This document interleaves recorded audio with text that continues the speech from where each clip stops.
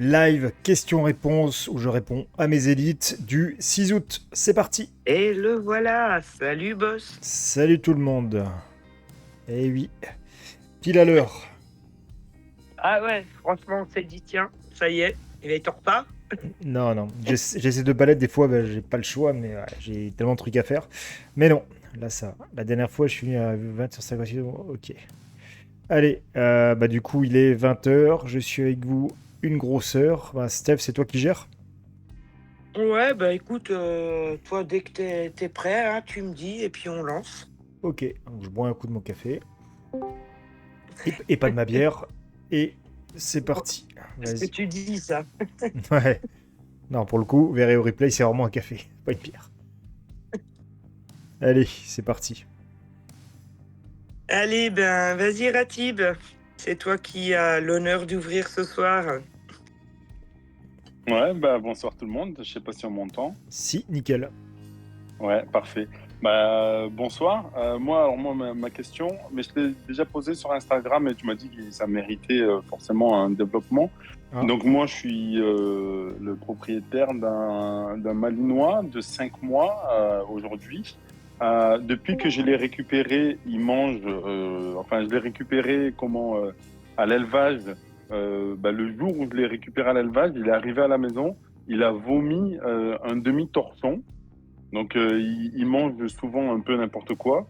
Mais surtout, moi, ce qui me chagrine beaucoup depuis que je l'ai maintenant depuis 3 mois, c'est qu'il mange du bois. Il est omnibulé par ça. Quand il le mange, il le mange en fermant les yeux et tout. C'est vraiment un kiff pour lui, quoi. Et j'arrive pas à le détourner de ça. Parce que, par exemple, là, tout à l'heure, je lui donne à manger, je le laisse aller dans le jardin, il va direct au fond, il y a des petites branches, des petites brindilles, et il les mange. Alors, je lui mets du bois à disposition pour qu'il se fasse ses dents et tout, ça, c'est OK. Et en plus, il l'utilise.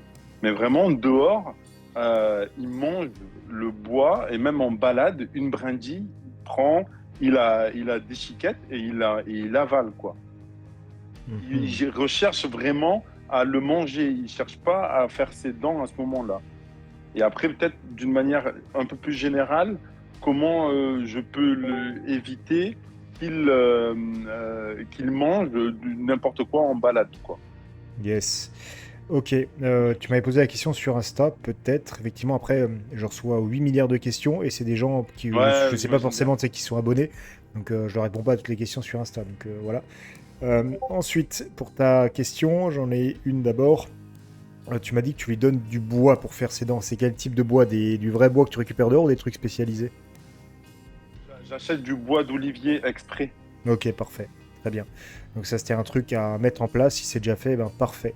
Donc, malgré que tu fasses ça, bah, ton chien, dès qu'il a un bout de bois, il va le prendre, il va le bouffer, quoi. Il s'amuse avec, enfin, il prend plaisir Ouais, à ouais, et il le bouffe. Ok. et même là, quand je le sors dans le jardin, là, tout à l'heure, on va ressortir après le live, il va aller direct au fond du jardin, il va chercher des petits bouts de bois et il va les manger. Et des fois, même s'il en a pas ou même si je suis à côté, c'est ce que j'expliquais ce matin sur une discussion, il va accrocher dans la haie, et il va arracher un petit morceau et il va le manger, quoi.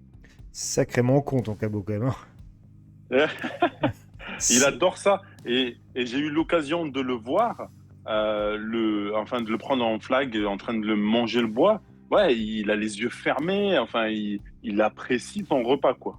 Ouais. Très bien. Bah, je vais t'expliquer comment gérer ça. J'imagine que tu le sanctionnes. Tu le sanctionnes comment? J'arrive, et je lui dis non, très fermement. Et s'il a quelque chose dans la bouche, il le crache, comme tout à l'heure. Il le dépose à mes pieds. Et là, alors je ne sais pas si je fais bien ou pas, mais je lui dis bravo, c'est bien. Et je Hmm. lui donne une croquette ou une friandise. Top. Mais malgré ça, ça continue. Ouais. Donc, pourquoi ça continue? C'est parce que ta sanction est trop light. Tu vois, en gros, le chien prend un certain niveau de plaisir à faire ce qu'il fait, donc tu le sanctionnes, c'est suffisamment aversif pour qu'il cesse à l'instant T, mais pas suffisamment aversif pour que ça s'arrête tout court et qu'il ne reproduise pas. Donc en gros, il va falloir augmenter la sanction. Donc pour augmenter la sanction, on a plusieurs façons de faire. Soit on augmente vraiment la sanction et on passe dans des trucs beaucoup plus lourds, des grosses saccades, des colliers électriques, j'en sais rien, des conneries comme ça, on monte en puissance dans la sanction. ou on Ok. le nique en leurrant des trucs. Tu vois. Je veux dire, on va pas monter dans les sanctions, on va pas le défoncer le cabot. Mais il y a d'autres trucs qui existent pour créer une aversion supérieure. Donc, je vais t'enfiler plusieurs trucs, tu essaieras, tu verras ce que ça donne. Alors, premier truc, t'as des gamelles en inox chez toi? Oui, Parfait, ok. Donc en fait, il va falloir créer un exercice. Donc en gros, si tu as une terrasse, un truc dehors, tu mets des petits branchages, des trucs à la con, là, dans le meilleur des mondes, sur un sol bitumé ou en carrelage ou en dur, en béton, que le chien aille ouais, sur ces petits branchages. Toi, tu arrives derrière, l'air de rien, aucune sanction verbale, rien du tout. Tu laisses tomber ta gamelle en inox juste à côté de sa tête, là où il a ses bouts de bois. Ça, logiquement, d'accord. ça devrait le surprendre, il devrait s'éjecter. Quand il s'éjecte, pas de nom. Tu vois, c'est oh bonhomme, qu'est-ce qui t'arrive? Ouais, loulou, très bien, grosse caresse. Tu vas récompenser, réconforter, comme diraient les anthropomorphiques. Tu vas le récompenser du fait de valider qu'il s'est fait sanctionner et de s'extraire. Et que c'est pas toi, tu vois. Ce qui fait que du coup, si tu lis la sanction à toi, il va se tenir à carreau quand t'es là. Alors que là, en fait, il sait pas que c'est toi, parce que tu le récompenses. Et en général, quand tu sanctionnes, tu récompenses pas, tu vois. Donc lui, il fait pas le lien que c'est toi qui Ouais, l'as envoyé. Et tu vas créer une aversion. Et tu vas la renforcer du fait que tu vas la récompenser. C'est comme les chiens, tu sais, qui flippent de quelque chose et t'as tous ceux qui connaissent rien, qui les réconfortent, qui les caressent. Mais non, bonhomme, c'est rien. Au fur et à mesure, le chien devient plus agressif et plus flippé parce qu'il le ouais, réconforte. En ok. gros, il le récompense de leur comportement. Et là, tu vas le récompenser de s'être éjecté. Donc, tu laisses tomber ta petite gamelle en inox à côté de sa tête. Ça va faire un gros bruit par terre. C'est pour ça qu'il ne faut pas de la terre ou de l'herbe. Il faut un truc qui fasse du bruit. Et là, quand il s'éjecte, bim, tu le récompenses. Et il va peut-être aller retenter. Et là, tu en as une deuxième dans le meilleur des mondes où tu as ramassé la première en faisant le minimum de bruit et bim, ça retombe à côté. Ça, c'est une des solutions. Ok. C'est relativement efficace, c'est light comme truc. Deuxième truc, méthode, collier électronique. Donc pas électrique, électronique. Le côté euh, vibreur peut être suffisamment aversif et être désagréable pour faire cesser l'action. Donc dès qu'il veut choper une petite brindille, une connerie, un vibreur qui tombe, soit avec un nom, tu peux renforcer ton nom avec le vibreur ou renforcer le vibreur avec ton nom, donc ça aura peut-être plus de valeur. Ok. Et ce qui fait que du coup, c'est comme si tu avais une longe invisible. Donc dès qu'il veut choper son petit bout de bois, petit coup de vibreur, ou petit coup de bip en fonction de ta sensibilité pour le sanctionner. Et après, du coup, tu vas créer un contre-conditionnement. Ton chien s'est conditionné une habitude à faire le mongol, à choper tous les branchages et tout. Du coup, en faisant ça, en étant systématique avec le bip ou le vibreur, dès qu'il veut choper un branchage, tu vas créer un contre-conditionnement. Donc en gros, tu vas virer ses anciennes habitudes, tu vas en mettre une nouvelle, lui faire comprendre que chaque branchage qu'il veut essayer de choper, bah, c'est sanctionné. Donc du coup, il va tout doucement oublier cette habitude-là. Ça, c'est une des solutions. Si c'est trop light, et ça peut être trop light parce qu'en vrai, un vibreur et un bip, c'est pas une dinguerie non plus, tu peux passer sur les colliers électroniques, ceux qui envoient le jet, le petit spray là, désagréable là, à la Ah citronnelle, je sais oui. pas quoi. Donc tu rajoutes de la version. Ça, c'est si le bip et le vibreur marchent pas et si la gamelle, pour X raison, ça marche pas. Mais la gamelle, il n'y a pas de raison que ça marche pas en tout cas. Tu rajoutes Ok. la citronnelle, tu le conditionnes comme un collier électrique de base, c'est-à-dire le bip ou le vibreur plus la citronnelle pour qu'au final, tu n'envoies pas 35 coups de citronnelle dans sa gueule. Et tu vois bip, citronnelle, et après bip, citronnelle, deux, trois fois. Et après le bip, déjà, ça va le tenir à carreau. Et tu pourras travailler qu'avec le bip sans envoyer le coup de citronnelle. Bon, on est quand même d'accord, la citronnelle, c'est pas non plus un truc de dingo. C'est pas une décharge d'un collier électrique. Mais Ouais. ça permet en tout cas de travailler à distance, de limite décorréler ça de toi, si tu veux pas y rajouter du nom, et d'être systématique. Parce que si t'es chez toi et ton chien se barre à 10 mètres ou 15 mètres et va choper son branchage, bah t'es comme un con, tu peux pas le sanctionner, tu peux pas l'avoir sur le fait, tu vois. Et du coup, Ouais, ouais, tu tout peux à pas fait. créer un contre-conditionnement efficace parce que tu n'arrives pas à être systématique dans tes sanctions ou bien timé dans tes sanctions. Là, avec le collier, l'avantage, c'est que même si tu es à distance, tu arrives à être timé dès qu'il va essayer de choper son branchage, mais si tu à 15 mètres, bah, le bip, le vibreur ou le citronnelle tombera et ça créera une aversion sur ce comportement. Donc même si t'es pas là, dans le meilleur des mondes, tu le lis pas à toi, le collier, pour que ils se disent que même si t'es pas là, tu vois, s'il doit se tenir à carreau, quoi. Parce que Oui. tu dis ah non, il va le lier à toi. Mais clairement, le coup de la gamelle, si l'exercice est un peu plus chiant à mettre en place, parce que c'est moins cool que bah, une télécommande et un collier électronique, ça c'est facile. Le coup de la gamelle, c'est un peu plus casse-couille à mettre en place, mais ce sera, je pense, largement efficace. Il faut que tu crées 2, 3, 4 exercices dans des lieux un peu différents où tu le niques. Lui croit que c'est la vraie vie, mais toi, tu as créé un exercice, donc tu as optimisé le sol, tu as optimisé ton placement, les branchages, tout est calculé. Donc, comme je t'ai dit, il faut que tu crées un contre-conditionnement. Un contre-conditionnement, c'est des dizaines, des centaines ou des milliers de répétitions. C'est un jeune chien malinois, on va plutôt être sur des dizaines de répétitions que des centaines ou des milliers. Ça veut dire qu'il faut que tu te cales sur 10 répétitions. 10 fois, il doit voir le branchage et ou se faire sanctionner ou renoncer. Donc ça veut pas dire que tu vas le sanctionner 10 fois, peut-être tu vas le sanctionner 2 fois avec ta gamelle qui va tomber, et 8 fois il va voir le bout de bois, il va laisser tomber. Et là tu as commencé à mettre en place un contre-conditionnement, et ça commence à virer les anciennes habitudes et en mettre des nouvelles. Tu vois ce que je veux dire? Ok. Ouais. Ok, bah, j'ai fait un peu le tour rapidement. Et pour le coup de qui bouffe pas tout ce qu'il y a par terre, c'est le sujet du live du vendredi. Donc je vais pas déjà le détailler là. Ah oui, Refus ok, d'appât. Donc je vais ça parler pendant marche. une demi-heure de ça, donc tu auras toutes tes infos là. Ah ouais, parfait. Donc voilà, Bah, merci pour ta réponse. je t'en prie. Bah teste et n'hésite pas à faire un retour sur le groupe ou m'envoyer un message pour me dire comment ça a été. Ouais, bien sûr, ouais, j'essaierai ça, ouais, pas de souci. Yes, ça roule. Vas-y, Steph, il y a du monde.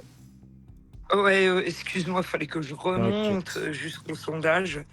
Ouais. Inscrivez-vous, hein, petit rappel au passage, là, si vous avez une question.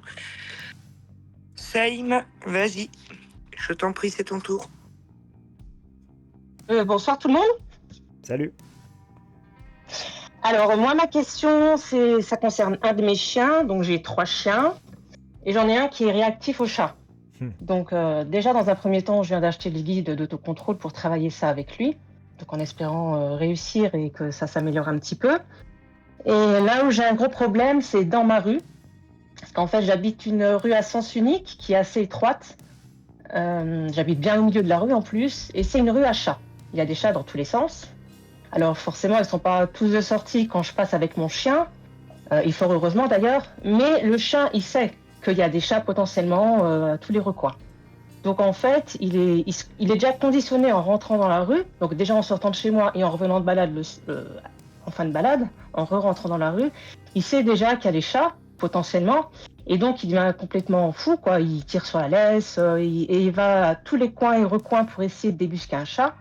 Et j'arrive absolument pas à reprendre le focus sur lui parce qu'il est complètement, en chasse, quoi. Ouais. Directement sur les chats.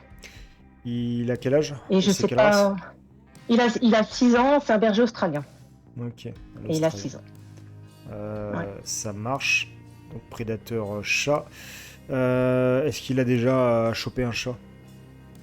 Non, bah non, parce que je l'ai toujours en laisse, donc Ok. non, il n'a Bon, jamais réussi à en choper un. Après, ça peut arriver, hein. Des chiens qui arrivent à en choper, ils s'auto-récompensent, ils ont butin et c'est encore plus ancré. Voilà, pour le Ouais, coup. non. Non, heureusement que non. Cathy qui dit prends un stage. Ouais.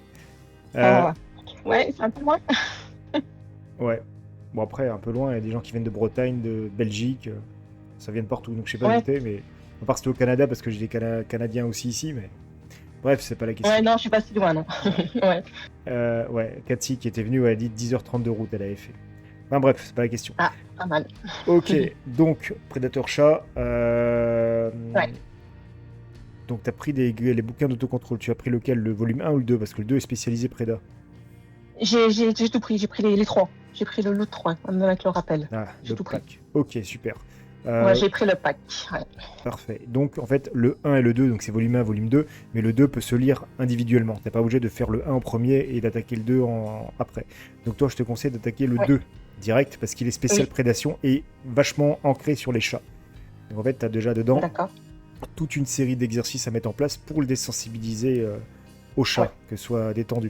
Donc là, j'ai pas forcément tout te lister parce que j'en ai quand même fait un paquet d'exercices et surtout que tu l'as acheté. Mais tu vois, je l'ai, voilà, je crois que c'est 114 pages d'exercices spécial prédation où je passe du niveau tout pourri que le tien il a et je l'emmène à un niveau où il se contrôle à tout. Après, il faut y aller de façon très structurée, très méthodique, mais ça déroule. Donc, dans tous les cas, il va falloir augmenter sa gestion des émotions par rapport à ce truc spécifique de la préda. Donc là, tu as le guide pour ça. Ensuite, il va falloir bêtement faire un truc, c'est-à-dire que ton chien, il est prédateur pour l'instant, donc il traque dans ta rue. Donc même après, si tu le rends très cool, très calme avec des chats dans des exercices, il y a des chances que malgré ça, il fasse encore le con dans ta rue. Et pas parce qu'il est prédateur, mais parce qu'il se sera conditionné comme un idiot. Ce sera une habitude qu'il aura prise. Il va continuer à faire le mongol, même pas par besoin, par habitude. Donc ça, après, il va falloir casser cette habitude. Casser, il y a 2 méthodes, ou la méthode douce ou la méthode forte. Méthode forte, ça va être des sanctions. Dès qu'il commence à faire le fou, à tirer, machin, on envoie des sanctions pour créer une aversion à cette attitude-là. On renforce après dès qu'il décroche et on le renforce par des récompenses X ou Y. Ça, c'est une possibilité. L'autre possibilité va être de prendre tes exercices autocontrôle spécial chat, spécial préda, et de les faire dans ta rue après, tu vois. Dans un premier temps, évidemment, tu les commences pas avec des chats réels, tu verras dans le guide, c'est détaillé, tu commences d'abord par des jouets, des machins, après des leurres qui ressemblent à des chats, avant d'amener sur des chats réels.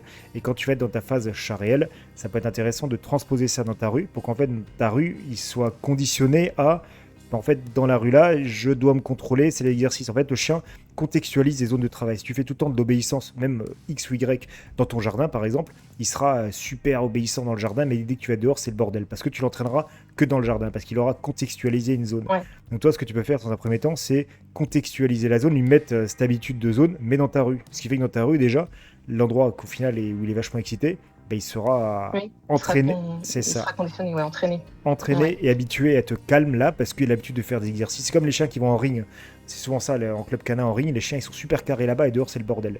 Donc toi tu feras pas la bêtise qu'il sera juste carré dans ta rue, mais c'est un peu le même principe à force de faire l'entraînement tout le temps au même endroit, bah, le chien il est carré dans cet endroit-là. Donc tu peux commencer en cet endroit pour le rendre carré dans ta rue pour que tu sois déjà peinard, et après tranquillement le transposer dans ta vie de tous les jours ailleurs avec d'autres zones, mais tu peux déjà casser Ouais. ce conditionnement-là en prenant tes exercices autocontrôle et en les plaçant dans ta rue. La partie sanction, Directement. la partie sanction, ce serait efficace, hein. L'un ou l'autre, c'est efficace. Partie sanction, c'est juste plus drastique. Mais après, si ton chien est vraiment taré du chat à l'heure actuelle, il faudra que tu envoies des sanctions lourdes pour créer une aversion suffisante. Plus tu vas lui amener de l'autocontrôle, de la capacité de gérer sa préda, plus tes sanctions vont pouvoir être light. Moins tu as mis d'autocontrôle et de travail, Ouais. plus va falloir l'envoyer fort. Et voire même, même si tu le prenais, tu faisais hélicoptère avec et tu l'éclatais par terre, il s'arrêterait sur le coup, mais le lendemain il reprendrait. Donc la partie sanction, Ah oui, c'est ça, de toute façon, voilà. oui. Ouais. Donc la partie sanction est intéressante, mais que après qu'il ait chopé un certain niveau de gestion pour qu'il soit réceptif à tes sanctions et qu'il les impacte, qu'il les comprenne. Donc dans un premier temps, D'accord. t'es niqué parce qu'il va continuer à te faire chier dans la rue, c'est comme ça, c'est le temps de progresser. Ouais. Faut que tu mettes en place l'exercice spécial préda, et ensuite quand tu arrives sur la phase, même pas la phase réelle dans ta rue, même en fait des phases intermédiaires, si ta rue, il y a une partie dans ta rue où il n'y a pas de chat, ou même il s'excite un peu mais il n'y a pas de chat. Tu vas peut-être à l'entrée de ta rue, un truc comme ça. Ouais, au bout de ma rue, ouais, il y en a pas trop. Ouais. Ok. Donc il y a ouais, en sortant de la rue, ouais. Après, il y a vraiment une différence entre pas trop et pas du tout. S'il y en a un peu et que ça fait Non, du bah, bordel.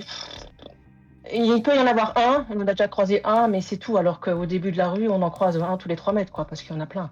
Ok. Enfin, si on en croise, on peut en voir un tous les 3 mètres. Il y en a vraiment plein. Putain, t'as une sacrée rue, toi. Ah oui, c'est tout. Bah, en fait, les gens leur donnent à manger, donc les chats restent. Ah Hein. ouais. C'est des chats de goût de chien, mais voilà. En live, j'avais oublié. En photo. Faut couper le micro. Je sais pas chez qui là où ça va se faire bloquer là. À part si chez toi. Mais Non, c'est pas chez moi. ok, faites gaffe au micro, Steph, pas de pitié. Donc je te disais, en fait, t'as un avantage hein, d'avoir ta rue blindée de chats parce que t'as des gens qui ont des chiens prédateurs, mais qui n'ont pas de chat à dispo, qui n'arrivent pas à bosser. Donc toi, t'as un chien prédateur et t'as Oui. une zone de travail. Bon, c'est chiant parce que c'est en dehors Ah, là, oui. juste devant ta rue, c'est casse-couille.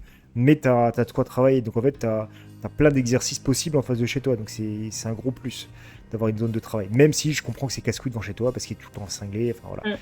Donc voilà, donc tu vas Ouais. déjà dans un premier temps, comme je te disais, commencer après tes exercices. Donc tu vas faire l'exercice, je donne un exemple tout pourri, chez toi, tes premiers exercices autocontrôle préda, avec des jouets, des trucs comme ça. Et une fois qu'il a compris ces exercices-là, bah, tu vas les transposer dans ta rue, mais dans une partie de ta rue, il n'y a pas de chat. Donc il va déjà monter en excitation parce que l'environnement sera riche et ça va vachement le blinder. Mais tu vas dans une zone où il n'y a pas de chat, donc tu ne complexifies pas trop la zone.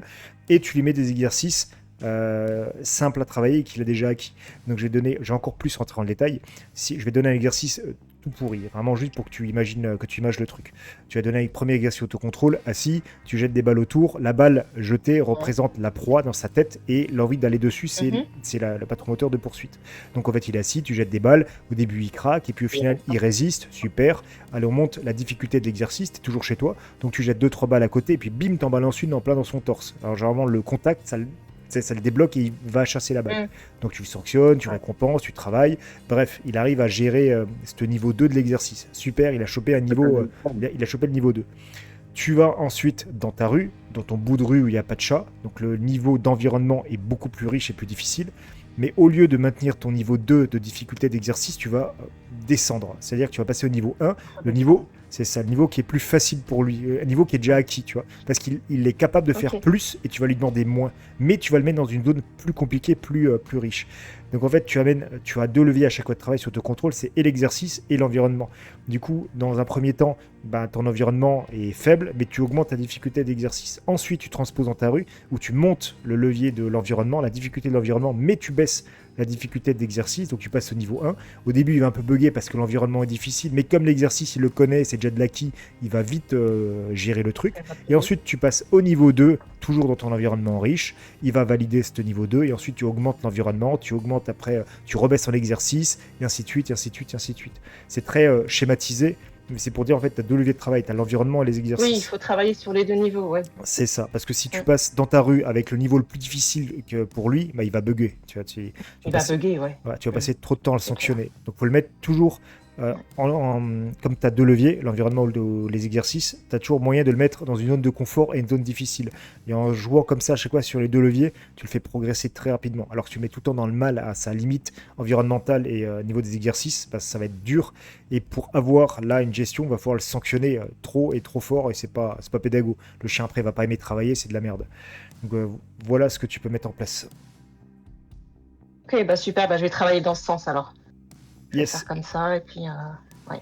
Ok, bah merci beaucoup pour tous les conseils. je t'en prie. Ouais. Boum. Euh, Ouais. Excuse-moi. Je me permets, il y avait Dany qui demandait là-dessus, et si le chien a chopé le chat en gueule?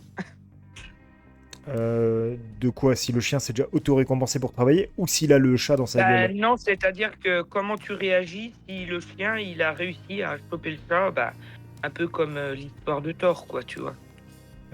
Devant mes yeux, là, c'est ça, j'ai le chien qui a le chat en gueule devant Ouais. mes yeux, c'est ça? Ouais. Ah bah, je le fais comme s'il mordait un chien, comme s'il mordait quelqu'un. Moi, je vais me jeter sur lui, je vais lui choper la trachée, je vais l'écraser jusqu'à le priver d'oxygène et qu'il desserre sa mâchoire pour qu'il puisse libérer le chat. Après, s'il est cané, le chat, il est cané. Voilà. Je veux dire, si je vois le secouer dans tous les sens, que le chat est désarticulé, bah.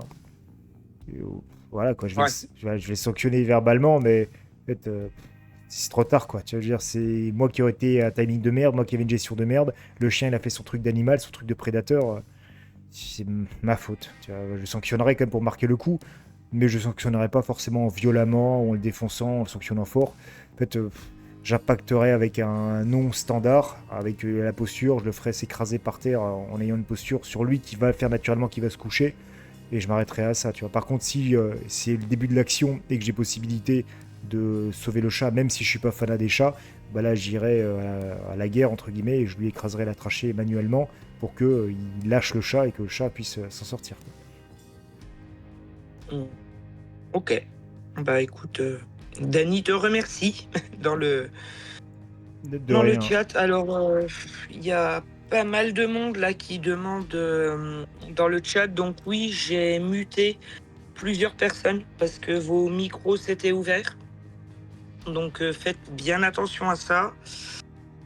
Et écoute, j'ai Rémi qui a une question. Attends, Donc Rémi, ouais. normalement, il y a un sondage pour s'inscrire. Mais là, écoute, c'est peut-être à nouveau. exceptionnellement. Att- Voilà, Attends. comme je pense que tu viens d'arriver. Je te donne la parole, Rémi. Vas-y. Ouais. Attends. Rémi, attends une seconde, juste s'il te plaît.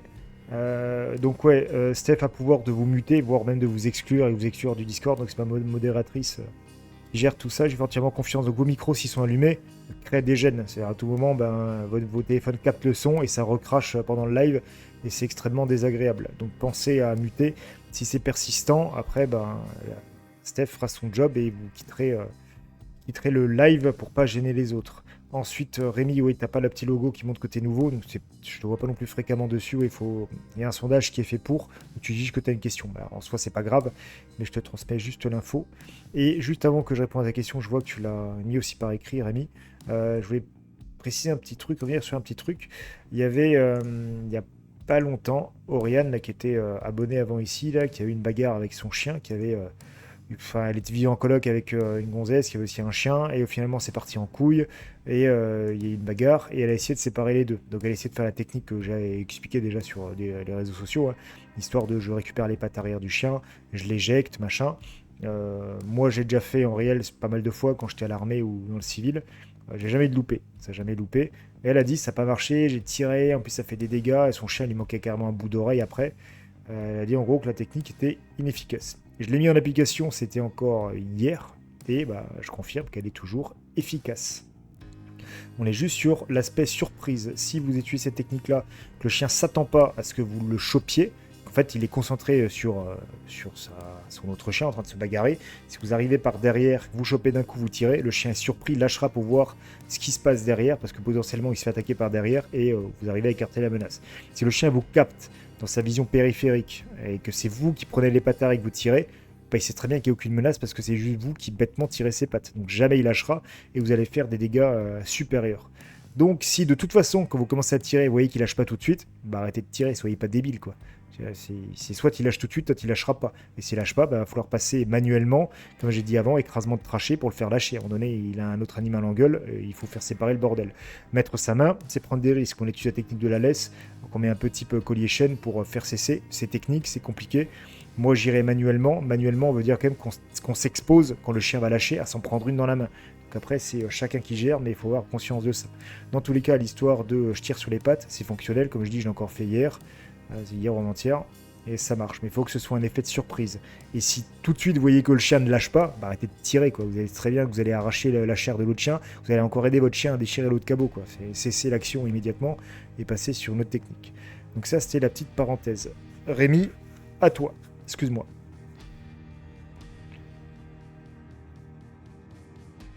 Ou pas à toi, je lirai ton message écrit. Je sais même pas si t'es encore là d'ailleurs. Regarde. Je vois pas. S'il est là, Rémi. Ah, Rémi, il était muté, ouais. Ouais. Ah voilà, le micro était muté. Ouais. Bonsoir à tous. Salut. Oui, effectivement. Ouais, effectivement, je suis nouveau et je n'avais pas vu le sondage, etc. Et puis je suis arrivé en retard sur le live. Désolé, je suis au boulot parce que je suis maître chien dans la police. Oh, cool. Voilà, mais on a toujours des choses à apprendre, donc je suis très heureux d'être avec vous. Voilà. Donc du coup, j'avais une question parce que moi j'ai mon chien, donc c'est un malinois. Et c'est une question perso, c'est pour la maison. J'ai une petite piscine et quand j'ai les petits enfants qui viennent à la maison et qui se baignent, alors moi mon chien va pas dans l'eau. C'est pas le genre de chien à sauter dans l'eau. Il tourne autour de la piscine. Mais par contre, il aboie dès que les petits vont dans l'eau, il aboie, genre je veux les sauver quoi. Faut pas que vous soyez dans l'eau, je veux vous sauver. Et j'arrive pas à gérer là-dessus. Je suis obligé de le prendre et de l'enfermer dans la maison parce que il est intenable là-dessus. Donc voilà, je veux savoir s'il y a une solution ou un moyen de le travailler. Ouais. Qu'est-ce qui te fait dire qu'il veut sauver les gamins? Ben, parce qu'une fois, elle avait la bouée et en fait, il attrape la bouée. Il essaie d'attraper la bouée pour la tirer en fait. Et il essaie d'attraper la bouée pour la tirer. Il est vraiment pas agressif avec les enfants. Au contraire, il est toujours en protection avec les enfants. Quels que soient les enfants qui viennent à la maison, il se met de suite en protection sur eux. Et moi, si je veux le faire rentrer dans la piscine, en fait, je suis obligé de rentrer et de faire style je me noie en fait. Je secoue les bras et tout. Et là, il avance et il saute dans l'eau et il vient, il me nage autour. Voilà. C'est le seul moyen que j'ai de le faire rentrer dans l'eau. Sinon, c'est pas trop un chien qui va dans l'eau à part si on va à la mer. Donc c'est pour ça que je me dis, bon, il cherche à les... comme s'il y avait un danger, en fait, de les prévenir qu'il y a un danger. Voilà, moi je le lis comme ça. À voir. C'est très anthropomorphique comme vision. Autant ça peut être vrai, autant... 2-3 questions avant de pouvoir affiner tout ça, là. Ton chien, donc c'est ton chien civil, il a quel âge? Alors non, c'est mon chien civil et travaille, ouais. Okay. Mais je l'ai 24 heures avec moi, il a 3 ans, 3 ans et demi même, 3 ans et demi. Il a 3 ans et demi, donc c'est un malinois. Donc, alors il a un peu de bosseron parce que les parents de sa mère étaient croisés. Et le père est 100% malinois, donc il est très grand de taille, il fait 39 kilos. Ok, ouais. Mais bon, c'est un chien qui sert aussi au travail. C'est un chien de défense. Hein. Ouais, donc t'es en PM alors. Mais qui est très stable, qui est très stable à la maison, très tranquille. Et j'ai jamais eu aucun souci avec lui. Yes. Donc je disais, t'es en PM, c'est ça? Oui, c'est ça, oui. Voilà, donc vous êtes les seuls encore, maintenant avec le nouveau décret c'est mort, mais avec des chiens câblés et cool.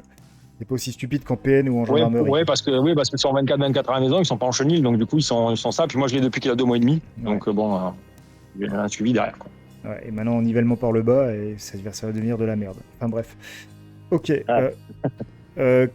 Où est-ce qu'il se situe, d'après toi, son niveau d'autocontrôle, de gestion des émotions? Est-ce qu'il est foufou? Il se contrôle bien? Comment il est?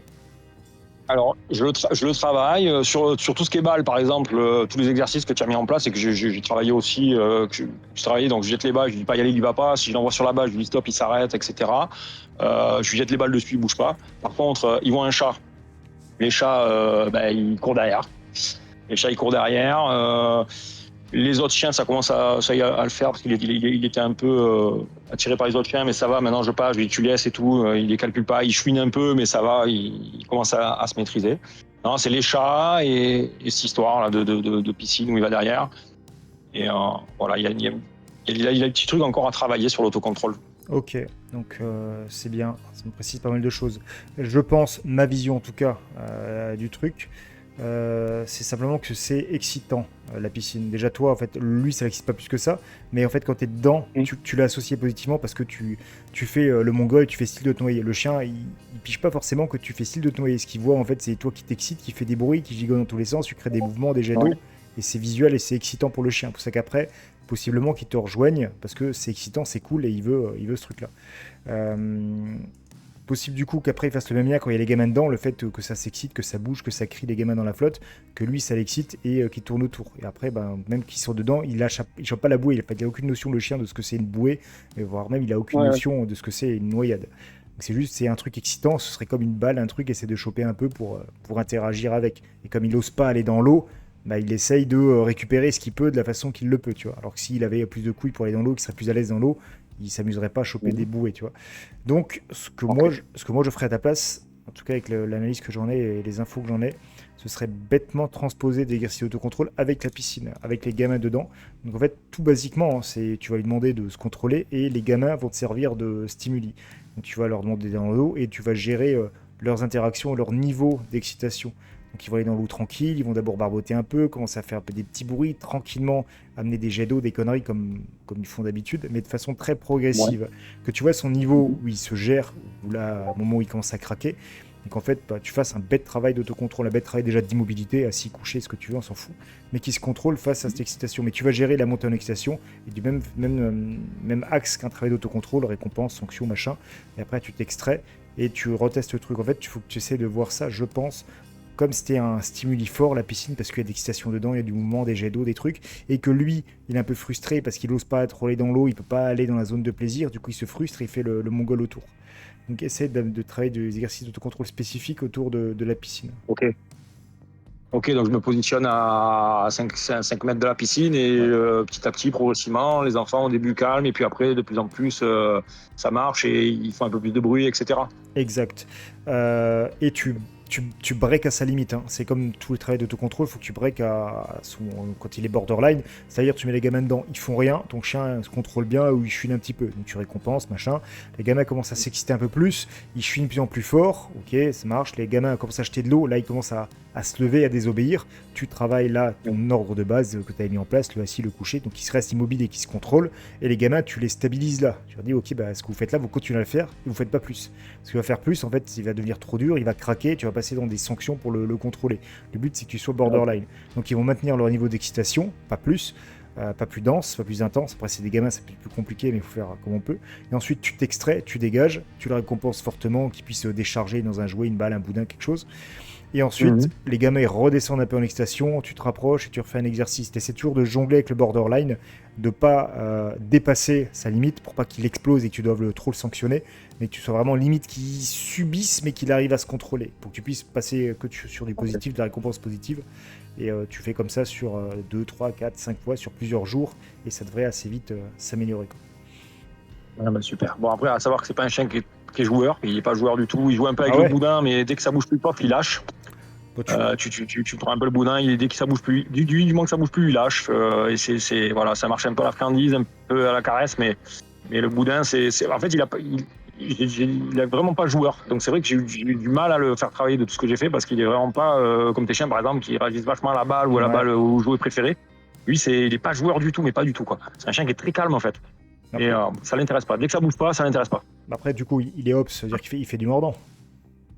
Ah oui, il fait du mordant. Parfait. Il fait du mordant, mais c'est pareil, hein, au mordant, tu dis à l'homme d'attaque, monsieur ne bougez plus, du moment qu'il bouge plus, tu vois, à part qu'il soit vraiment en forte excitation, il va lâcher, si j'ai juste à lui dire lâche, et il lâche, quoi. Du moment que ça bouge plus, ça l'intéresse plus. Ok. Et on travaille là-dessus d'ailleurs, il est meilleur en type, quoi. Ok. Mais quand ça bouge, il est à fond dedans, il kiffe mordre. Ah oui, par contre, quand ça bouge, il y va. Ouais. Parfait. Du coup, tu récompenses avec ça. Lui, il faut que ça bouge. Prends une manchette, un petit truc comme ça là, et ou un morphore là, et dès Dès que tu le décroches, tu le récompenses avec ça, et t'es vivant, machin, et tu démerdes pour le faire cesser manuellement. Soit par ordre bête, mais pendant l'excitation, tu vois, ou tu le décroches manuellement, tu essaies de l'extraire pour qu'il garde cette frustration, comme du mordant classique, hein, je pense que c'est ce que tu as fait avec des hommes d'attaque. Ouais. Qui reste engagé et motivé. Et tu vois, tu le récompenses avec ce qu'il aime, quoi. Il aime mordre quand c'est en dynamique, tu le récompenses avec ça pour que ce soit bien valorisé. Bah ok, c'est parfait. Comme les petits enfants, ils viennent la semaine prochaine, mais je vais pouvoir le travailler toute la semaine prochaine, là. Donc ça va être sympa. Top. Bah, n'hésite pas à me faire un retour là, dans les salons, me envoyer un message pour me dire comment que ça marche. Donc, d'accord. Quel salon pour les retours?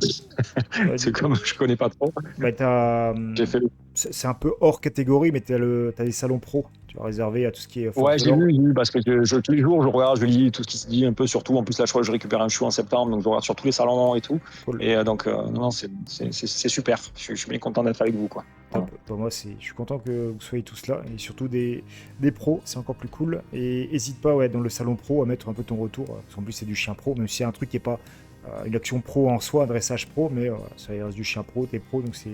Mais dessus, ou envoie-moi carrément un message, parce que je reçois beaucoup de notifs tous les jours, des fois je passe à côté de trucs, mais que j'ai le petit retour qui va bien. Bah, y a pas de souci, je ferai ça. En tout cas, je te remercie, et puis je vais mettre ça en place. Super, ça roule. Bah, tiens-moi au jus. Ça va, ok. Merci beaucoup. De rien. Ça va, il y a quand même pas mal de PM ici, c'est cool. Il y a quelques Jean-Jean, quelques PN aussi. C'est cool d'avoir des sinos qui sont pas débiles. Parce que du coup, pour avoir été sino, on va travailler avec les Jean-Jean, on va travailler avec l'armée. Les mecs, ils se remettent jamais en question. Ils pensent qu'ils sont super bons alors qu'ils sont vraiment nuls à chier pour la plupart que j'ai vu. Le seul pour l'instant que j'ai vu bien bosser, c'est la PM de Fréjus, parce qu'ils ont un bon chef de chenil là, qui bosse super bien. Donc les mecs, ils gazent bien. En général, les PM, ça gaze bien par rapport aux PN ou les Jean-Jean. C'est cool. Mais par contre, du coup, les PM, ça va être nivelé par le bas. Donc pour ceux qui ne savaient pas, les mecs avant, ils pouvaient garder leur chien à domicile. Donc c'était leur chien perso et pro, et c'était vraiment top pour l'équilibre du chien. C'était vraiment excellent. Et les Jean-Jean et la police nationale, c'est pas du tout le cas. Voire même la police nationale, ils ont un chien pour 2 mètres. Donc c'est vraiment de la merde. Et du coup, l'État a décidé que non, la PM, les polices municipales, maintenant, c'était aussi en chenil. C'était des chiens de service administratif, et c'était plus chez eux. C'est toujours le même délire, hein, c'est pour se couvrir, hein, parce que le jour où tu as un chien Ops qui se balade en civil, qui finit par mordre quelqu'un, on va chercher les responsables. Donc voilà.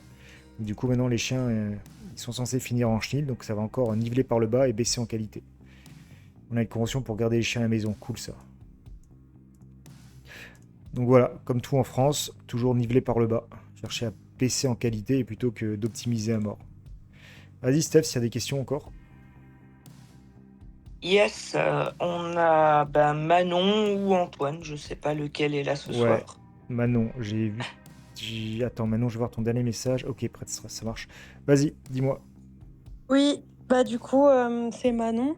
Et je voulais discuter un peu de vive voix suite à ce que je t'ai écrit par message, parce que là, j'avoue que je suis hyper inquiète. Il a attaqué, du coup, pour le contexte, c'est un petit Malinois de 6 mois et demi. Et là, c'est la deuxième fois d'affilée qu'il attaque quelqu'un au cou. Et là, à 2 reprises, il lui a sauté... une première fois au visage, il lui a fait une blessure à la lèvre. Une deuxième fois, il a pris au cou. Hier déjà, il a pris quelqu'un au cou. Et en fait, ça commence vraiment à m'inquiéter, cette agressivité-là, à prendre des humains au cou. Donc, je voulais avoir un peu ton retour.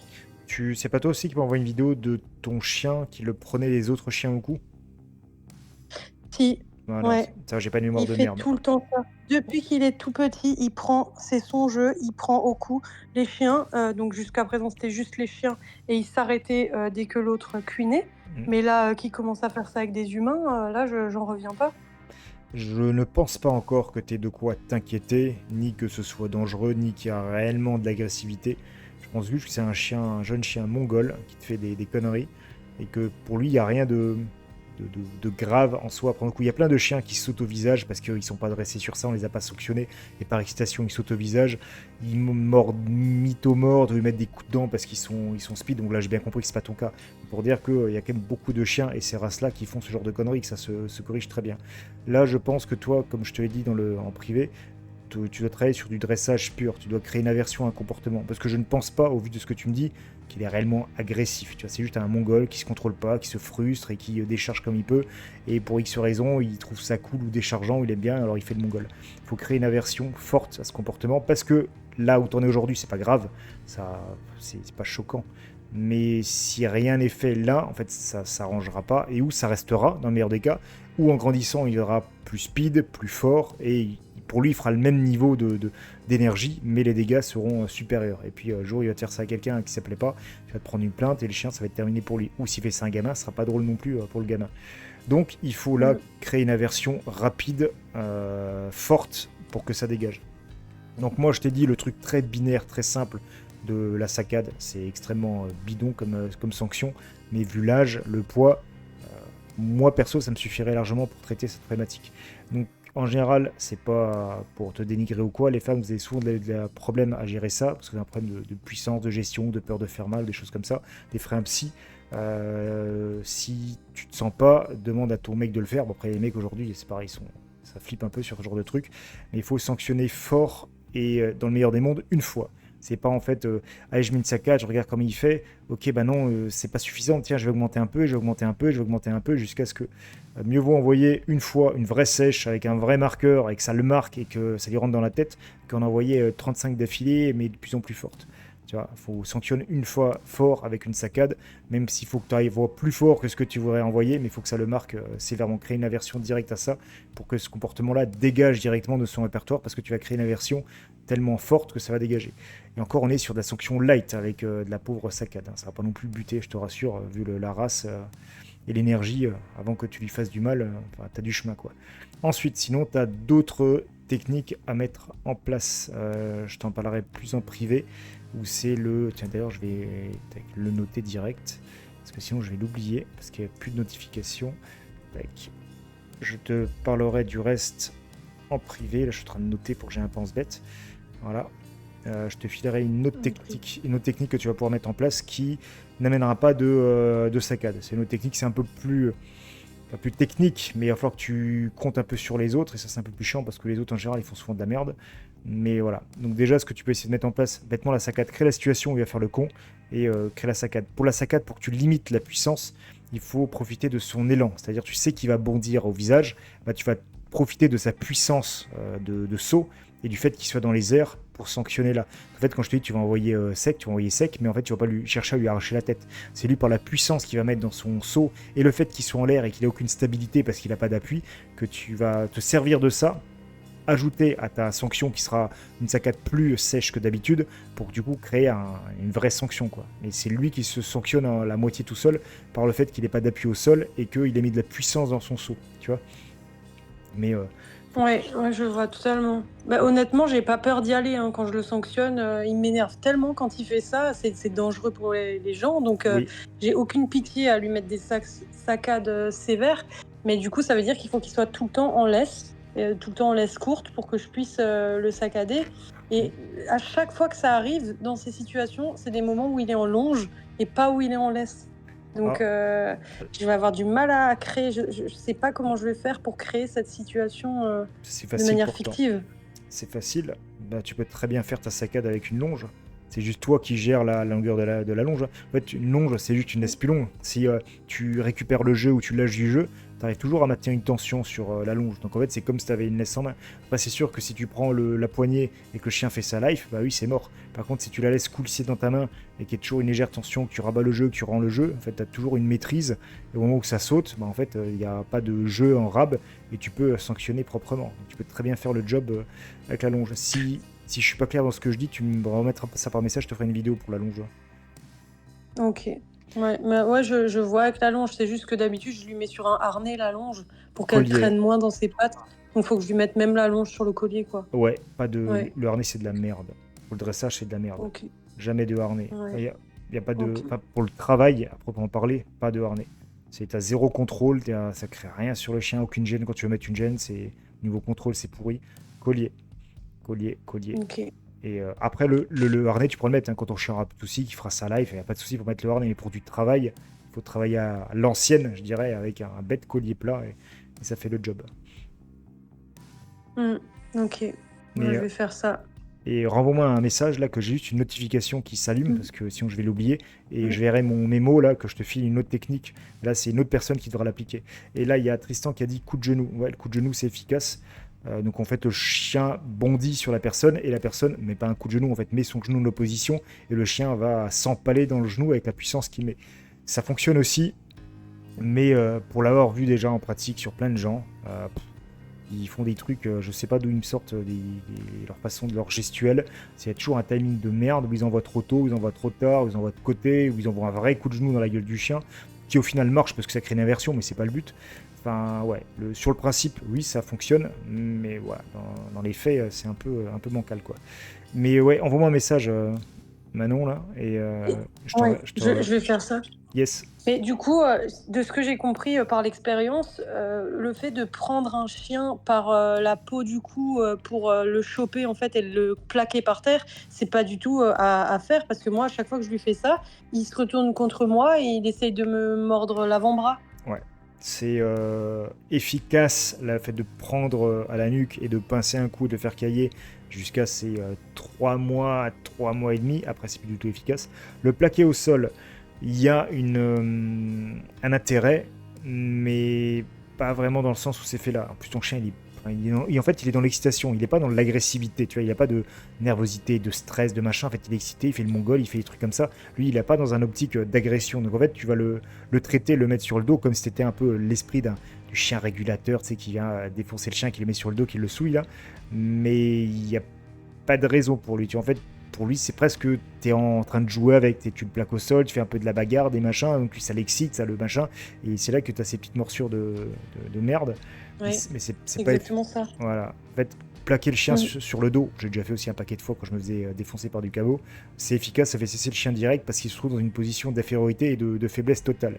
C'est-à-dire qu'il est plus en mesure de te faire des dégâts, il se sent complètement faible, et instantanément, il devient tout mou et il cherche plus à te buter le chien. Donc en fait, tu te sécurises parce que le chien est plus en mesure de te buter et tu lui fais comprendre que tu es supérieur à lui physiquement, machin, mais c'est complètement faux. Et lui, c'est ce qui arrive dans son esprit et il se détend très vite. Mais ça veut dire déjà que tu vas y mettre les mains, donc ça c'est risqué aussi parce qu'il faut le choper le chien. Et c'est-à-dire que le chien est dans un état d'esprit de combat, alors que là, c'est pas du tout le tien. Le tien est juste mongol et excité. Donc c'est pas pertinent Ouais. dans ton cas. Toi, on est sur du dressage basique de créer d'aversion supérieure au plaisir ressenti. Et ça va bien se passer. Il faut juste maintenant trouver le degré d'aversion qu'il va falloir mettre pour qu'il comprenne qu'il arrête de faire le con. Donc là, je te donne une technique très binaire, très brutale, entre guillemets, de la saccade. Ça fonctionne, ça crée une aversion assez simple à mettre en place. Là, je te filerai deux, trois autres techniques aussi, qui est pas plus complexe, mais c'est parce que tu vas devoir compter sur des gens. Et les gens, pour ce que j'en ai vu, il y a quand même beaucoup qui ont le cerveau ramolli, qui ont des timings de merde, qui comprennent pas ce que tu dis, et voilà, ça peut être compliqué. Après, voilà. Et même qui osent pas, hein. Ouais. Qui osent pas être utilisé comme un cobaye face à un chien qui a déjà mordu quelqu'un. Là, je vais avoir du mal à trouver des volontaires. Ouais. Bah, tu viens de Strasbourg à Orange et je te servirai de cobaye, moi. Franchement, si je me suis posé la question, là, ça m'inquiète tellement qu'ils prennent Ah au bah, visage au cou. en fait, Ça m'a pourri la journée, hein. t'as même pas besoin d'aller jusqu'à Orange. J'ai un franchisé qui est vachement proche de chez toi, qui doit être à 2-3 heures là. Ouais, j'avais vu ça aussi, ouais. Bon, on en discutera en privé, je vais laisser la parole aux autres. Ouais, ça Merci marche. beaucoup. Je t'en prie. Merci. Et ouais, Ratib, j'ai fait pour la saccade, je crois que j'ai dû faire 3 ou 4 ou 5 vidéos sur le sujet. Donc t'as autant je le mets en application sur du chien, autant je te fais des tutos, voilà, j'en ai fait un paquet. Et je parle aussi de la psychologie de la saccade, de la cohérence pour le tirage, déjà, tu vois, si jamais tu as besoin de gérer du tirage en laisse, enfin il y a plein... J'ai fait un paquet de vidéos sur ça, donc tu peux aller voir sur Patreon. Steph, s'il y a des questions, vas-y. Yes, il nous reste Tao. Yes, salut tout le monde. Salut. Vous m'entendez? Ouais, je t'entends. Ok. Moi, hier soir, je vais écrire un petit message là où tu m'as répondu de venir en live. Par rapport à Tao, pour contexter, c'est un chien qui est réactif congénère. Il était aussi humain, maintenant ça va mieux. C'est un chien qui est aussi très anxieux, donc il est en panique quand il voit un chien. Il est aussi très prédateur. Alors, en gros, c'est un peu la catastrophe dehors. Ouais. Et puis, dernièrement, là, j'ai fait une balade avec une pote et puis j'ai tenté de le lâcher pour voir comment il se comportait. C'est vrai qu'il est hyper harceleur, en fait. Donc, j'ai même l'impression qu'en fait, il aime pas les chiens et qu'il a pas envie de les voir, quoi. Il court après les chiens du moment qu'ils fuient, il essaye de vraiment les saisir pour les stopper et il les chope à la fesse ou au cou. Et puis quand ils sont statiques, bah, il aboie vraiment sans cesse. Oui, Et ça s'arrête jamais en fait. J'ai fait 1 heure et demie de balade, c'est tout le long comme ça. je comprends pas. Donc, vous m'entendez pas? Si, mais Serre, elle va se faire Ah, bloquer si elle coupe pas son micro. ah. Ah, yes, merci. Vas-y, continue, Tao. Donc voilà, c'est ma première question. Après, je reviendrai une prochaine fois pour le reste, vu qu'il y a pas mal de choses à régler. Donc, Et c'est puis j'envisage aussi de venir te voir plus tard, parce que je viens de Suisse, donc il y a un petit bout. ouais. Moi, j'ai pas mal de Suisses qui viennent. Mais ouais, Parce je que- pense, parce que vraiment ici, il n'y a que des éducateurs de pacotille. J'en ai Oui, fait une pétée et ça m'a vraiment flingué mon chien, quoi. Et je suis très, très mal tombée. et, Enfin voilà, bref, mais et- c'est vrai et- que... et Ouais, malgré ça, chez vous, les éducateurs sont censés être plus formés que chez nous. C'est plus casse-couille pour être éducateur chez vous. Mais ouais, ouais, mais c'est ça le pire. ouais, mais ils sont sacrément nuls. Après, le problématique, du coup, c'est comme ils sont formés dans une doctrine chez vous. C'est l'État qui gère un peu ça Ouais. par des groupes privés qui sont habilités, machin. En fait, ils suivent tous une doctrine, une même lignée de pensée qui est pas du tout bonne. Fait que bah, chez vous, ils sont nuls. Pour la plupart, en tout Ah cas. ouais, non, mais c'est un enfer. Vraiment, c'est un enfer. Vraiment, on m'a flingué mon chien depuis chiot, quoi. Enfin, bordel, vraiment. Et du coup, là, je suis impuissante face à toutes ces problématiques et je galère même à le tenir. Soit je tombe par terre, soit je le lâche quand il y a un trigger, soit c'est mon homme qui doit le tenir plus souvent, mais il se flingue les genoux. Enfin, vraiment, on finit chez le physio et le chiro, c'est Ouais, insupportable. C'est vraiment un calvaire, là, vraiment. ça marche. Mais ouais, hormis ça, il est chou à la maison, quoi. Ouais, au moins ça. Ouais, Et, au et, moins ça. et, en même temps que j'écoutais ce que tu disais, j'ai vu un truc, je fais juste une aparté. euh, Ouais. qui peut te servir aussi à toi pour le coup pour travailler.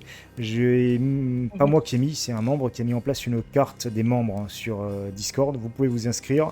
Ça vous permet aussi de solliciter des membres qui sont proches de chez vous pour travailler. Donc là maintenant avec ce problème de réactivité humain, ben, on peut trouver des volontaires pour travailler. Pareil pour du chien, de réactivité chien, ça vous donne des possibilités d'avoir des gens qui sont au même délire ou même problématique et de travailler entre vous. Maintenant, du coup, pour revenir à ta problématique, là, la première que tu veux voir, c'est les aboiements. C'est ça que ça aboie comme un mongol dès qu'il est en balade avec du chien ou qu'il court derrière lâché pour leur mordre le cul, c'est ça? Là, ouais, vraiment la problématique, parce que la réactivité, ben, ça c'est encore autre chose, mais c'est vraiment en fait ben, le côté harceleur que j'arrive pas à stopper, et même s'il l'enlonge, il harcèle, je le retiens, je le stoppe, je le sanctionne, ça marche pas, il repart tout le temps direct en fait. Donc c'est vraiment pour au moins améliorer les balades, et puis parce que pour pas l'isoler non plus, Ouais. Alors, et qu'il puisse quand même voir des chiens, quoi. les BA, c'est casse-couille parce que ça vocalise toujours à Ils mort. sont... Là. Ouais. Ouais, j'ai remarqué, ouais. Ouais, ça aboie tout le temps. Ouais, j'en ai eu 2-3 comme ça avec qui j'ai bossé. Le chien, il aboie tout le temps. T'as envie de le buter, quoi. T'en as ras le cul. Donc je comprends que ça Oui. saoule. Ouais, c'est super chiant, super gênant. Ouais, donc je comprends bien, je l'ai déjà eu sur du BA. Bref, ok, donc déjà la partie réactivité, il est évident que je vais pouvoir, c'est pas la question que tu as là, j'ai bien compris, mais ouais, la réactivité, le traiter directement en live comme ça, c'est compliqué parce que ça me demande quand même Mhm.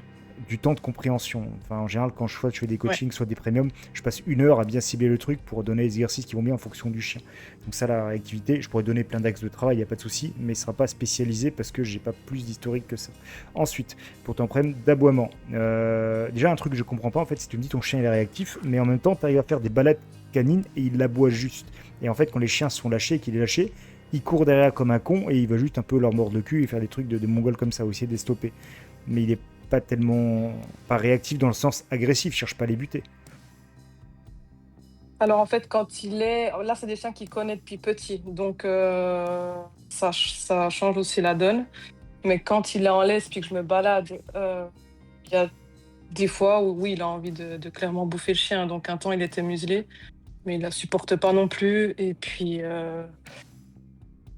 Donc ouais, je fais plus de balades avec des nouveaux potes chiens ou comme ça, parce que c'est vraiment un calvaire. Et puis ben, les gens ne me rappellent pas non plus parce que c'est juste l'horreur. Mais il est réactif en laisse par frustration de base. Maintenant, je vois qu'il est quand même anxieux de voir des chiens, des congénères, ça le stresse. Et quand je le mets avec des chiens en balade, j'ai l'impression que son but, c'est de les faire chier, en fait. Et comme s'il les aimait pas, vraiment. C'est de les choper. Puis il est même agressif, hein. Des fois, il fonce contre le chien, alors que son pote, il prend une odeur, il passe par-dessous et puis il te soulève le chien. Enfin, vraiment, je capte pas.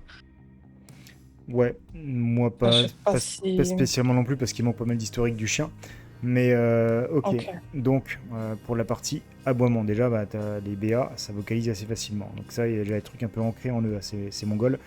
Ce Mhm. que tu pourrais mettre en place dans un premier temps, parce qu'en fait, il y a plein d'incohérences dans ce que tu me dis, pas parce que tu me le dis, mais en fait, dans le sens où toi, tu analyses les choses et Mhm. les faits que tu me racontes de ce que le chien fait, tu as des trucs qui collent pas. Donc, voilà, c'est peut-être que toi, tu fais une analyse un peu personnelle Peut-être, hein. ou anthropomorphique de certains trucs. Quand tu me dis que le chien veut faire chier d'autres chiens, le chien n'a pas cette notion de vouloir emmerder d'autres chiens. Tu vois, ça n'existe pas dans ce monde, il connaît pas cette notion-là. En fait, il produit ses comportements Mhm. pour d'autres raisons. Mais toi, tu as ton analyse à toi parce c'est parce que tu connais pas forcément le comportement du chien, tout ça. Mais voilà, il y a des lacunes et des bugs dans les informations qui me sont transmises pour que je puisse vraiment affiner le truc. Mais voilà, c'est pas grave, c'est pas ta faute parce que voilà. Ensuite, donc déjà, dans tous les cas, ce que tu pourrais essayer de faire pour la partie aboiement. En fait, j'imagine que quand tu fais tes balades, bah, en fait, vous vous retrouvez sur un parking ou en forêt, machin, et puis d'un coup, bim, tout le groupe est là et c'est parti, quoi. C'est ça? Ouais. Voilà. Donc en fait, il est C'est ça, nourri. au début, je commence Vas-y, vas-y. toujours en longe quand même pour qu'il se calme. Ouais, je commence toujours en longe en fait pour qu'il se calme et tout ça, donc je le retiens à mort pour pas qu'il y aille et puis du moins qu'il est calme, plus ou moins, j'essaye de le laisser aller en fait et il déclenche direct. Dès qu'il peut y aller de lui-même, il va déclencher et puis il va faire le con, donc je le reprends et ainsi de suite. Mais au bout de Ok. même 1 heure et demie, 2 heures de balade, ça change pas quoi. Ça, c'est une autre finalité. Après, casser cette réponse comportementale, c'est un autre job. Toi, ce que tu vas pouvoir essayer de faire, c'est faire un peu. Je l'ai fait une vidéo sur ça sur Patreon. Je l'ai nommé l'entonnoir de désensibilisation. Donc en fait, le problème, c'est que toi, tu le mets direct dans le bain. Il passe de 0 à 100. Tu vas aller de ta voiture à rouler, et puis d'un coup, bing, il y a du chien partout. Il y a plein d'excitations, plein de mouvements, plein de trucs, plus tous les problèmes qu'il a. Donc c'est le bordel en fait.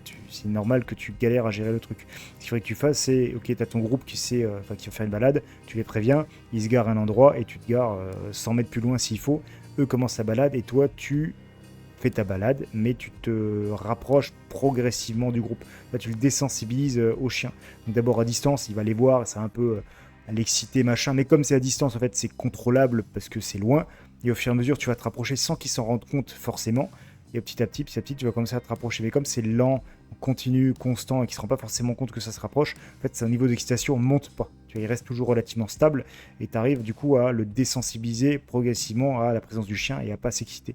Mais si tu passes de 0 à 100 direct au milieu du bordel, où plein de chiens relativement proches qui s'excitent, bah, c'est normal en fait qu'il vrille, vu ses problématiques, vu son niveau, en fait, qu'il te casse les couilles, qu'il aboie comme un fou, qu'il court derrière. Donc il faut que tu amènes, ça peut être travail d'autocontrôle au final, hein, c'est progressivement, tu l'amènes à intégrer le groupe si tu y arrives sur les premières fois, mais de façon très progressive et calme. Après, évidemment, quand s'approche du groupe, il ne faut pas que les chiens essaient d'aller vers lui, commencent à aboyer, à faire les mongols, parce que ça va le faire bugger aussi.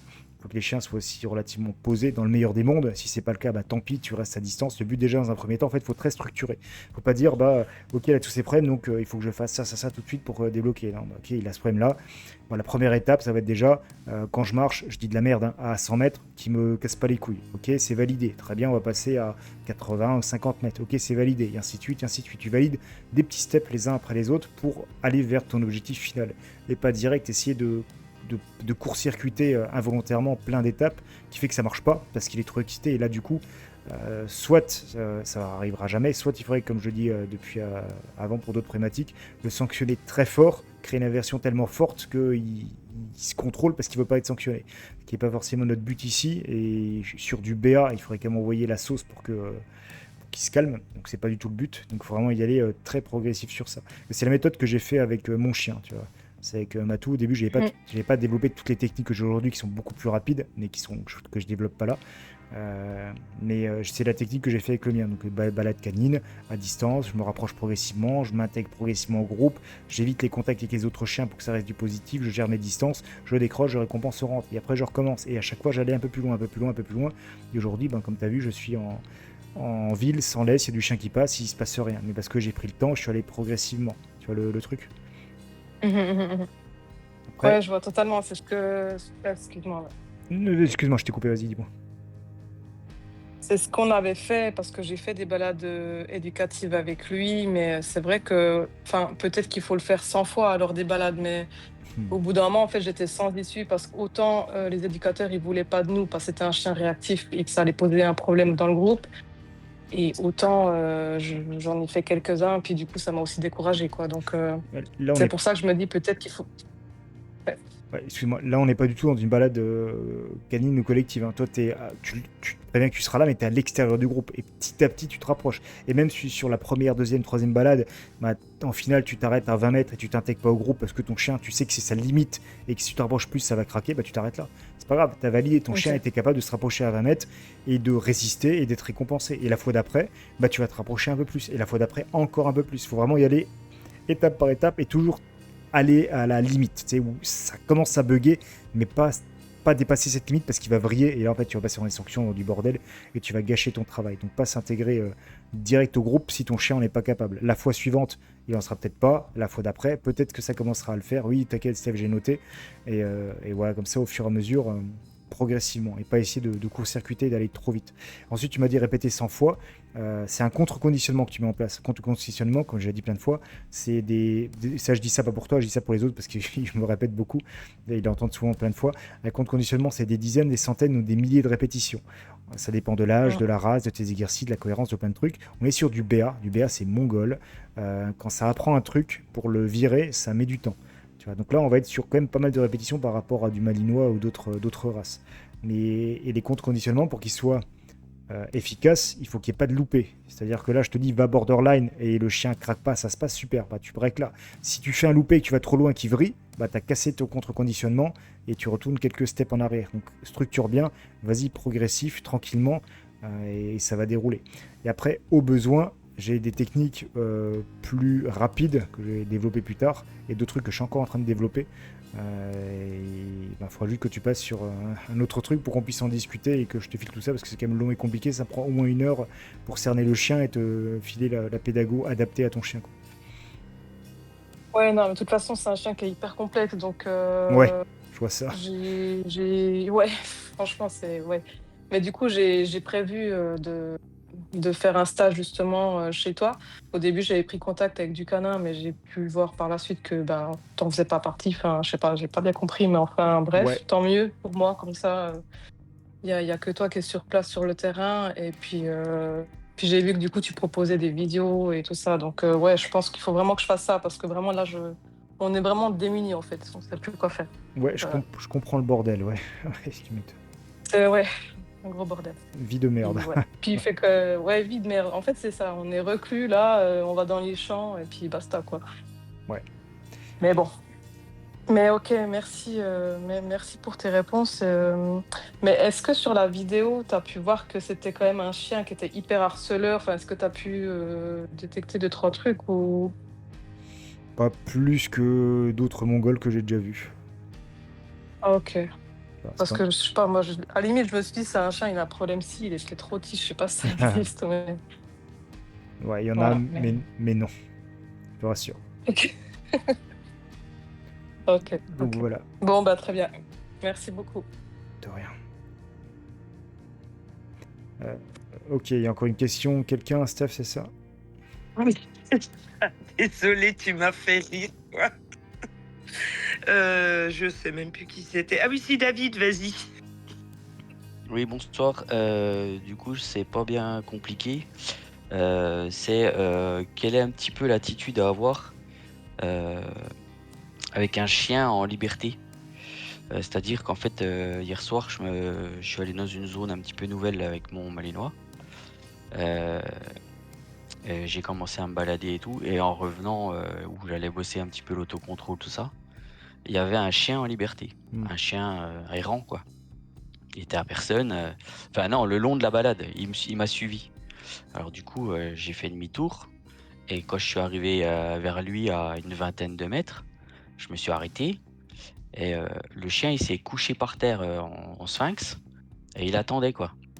Moi, j'ai demandé à une dame qui habitait dans la rue si elle avait déjà vu le chien. Elle m'a dit non, je connais pas, c'est pas un chien d'ici et tout. J'ai avancé. Je me suis dit, bah, il va passer à côté de nous. Et il a avancé aussi. Et du coup, j'ai préféré faire demi-tour parce que mon chien étant un peu excité dans les endroits qu'il connaît encore pas trop. Puis c'était vraiment le début de la balade. Donc j'ai fait demi-tour, j'ai tracé un peu dans l'autre sens. Puis en revenant, bah, il était plus là. Mais c'est quoi l'attitude à avoir dans ce coup de temps-là, en fait? Bon, au final, t'as quand même géré la situation. Donc ton attitude Ah était bah bonne. oui, oui, j'ai géré dans le sens où le chien, il était à ouais, peut-être 15-20 mètres. Il a pas bougé, il a pas tiré. Moi, le mien, il s'est mis droit comme un i. Il a commencé un petit peu à chouiner. J'ai dit, ouais, on fait demi-tour, on a fait autre chose. Le chien a continué à suivre, donc j'avoue que j'étais pas serein parce que c'était une route en sens unique, dans le sens où s'il fallait faire le tour du village, il y en avait pour 20 bornes pour revenir à la voiture, quoi. Ouais. Ok, donc voilà, ce que moi j'aurais fait en tout cas, ce que t'as fait, pour moi c'est pas faux, c'est bien. En fonction du caractère du chien, si le joueur il est calme posé, le fait déjà qu'il se couche, ça peut être potentiellement un signal d'apaisement pour dire je veux pas d'embrouille. J'aurais mis mes chiens en statique et je serais allé au contact du chien pour voir un peu son attitude. S'il aurait monté la moitié d'agressivité, bah, je me serais barré. Si ça aurait été cool, j'aurais essayé de prendre des infos pour le faire retrouver, quoi. C'est ce que j'ai fait avec un chien que j'ai récupéré il y a quelques semaines, quelques mois là. C'était pareil, même cas de figure un peu. Enfin, bref, donc ça c'est si le chien est cool. Et si moi j'ai cool et j'ai envie de me faire chier un petit peu. Si j'ai pas envie de me faire chier, bah, je fais comme toi, en fait j'ignore, je me barre. Si le chien devient trop insistant, trop casse-couille, j'envoie mes chiens faire leur job et ça décroche. Donc, moi, après celui de dressage que j'ai mis sur les miens, qu'ils fassent fuir la menace, qu'ils fassent leur job. C'est pas forcément ce que tu as fait avec le tien, c'est pas forcément ce qui est pertinent à faire sur des chiens, parce que ça peut facilement les rendre réactifs, ce qui est pas le bon du tout. Bah, je me suis dit, si je passe à côté et qu'il commence à moi à tirer, Ouais, ça aurait été un chien en laisse où on approche, où chaque personne dit, bah c'est bon, tu peux y aller. Là, c'est si je détends la laisse et puis qu'en fait il prend ça comme, euh, comme le fait d'y aller. Je sais pas.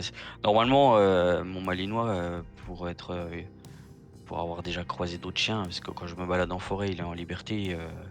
Sans laisse, si je croise d'autres chiens, il va, il dit bonjour, il revient, il fait pas, il est pas chiant ou même au dressage, quand je l'emmène au dressage, je l'emmenais, je le lâchais au milieu d'une vingtaine de chiens, il faisait sa vie, il est pas chiant. ouais. Mais là, en laisse, et puis connaissant pas le truc, voilà, j'ai plutôt osé faire demi-tour, quoi. Non, Enfin, préféré faire demi-tour. je pense que tu as bien géré. Après, c'est toujours contextuel, hein. Tu te démerdes comme tu peux quand ça arrive, hein. Tu t'adaptes. Il n'y a pas de technique à proprement parler parce que ça dépendra de la zone, ça dépendra de tes possibilités de fuite, de contournement, du caractère du chien, du caractère du tien. Enfin, ça dépend de tellement de cas de figure. Oui, oui, là, le chien avait pas l'air effectivement bien méchant, mais Après, c'est au final, du moment que la situation est gérée et que tu as pu gérer ton truc, c'est que ça s'est bien passé. Si c'était allé au contact, bah, c'est que tu avais fait de la merde et qu'il fallait se remettre en question, mais au final, tu as géré la situation, quoi. ok. Donc voilà, pas plus pour le coup. Oui, ok, ça marche. Bon, Eh ben, merci. je t'en prie. Sur ce, j'ai fait un peu de rab et je vais décrocher. J'entends la petite qui pleure derrière, ma femme qui doit galérer. Je vais aller l'aider un petit peu. Merci, boss, d'avoir pris le temps pour Tao ce soir et pour tout le monde, comme d'habitude. Normal. Donc, on te dit à demain pour le live premium. Yes, à demain tout le monde et Manon envoie un message. À plus tout le monde.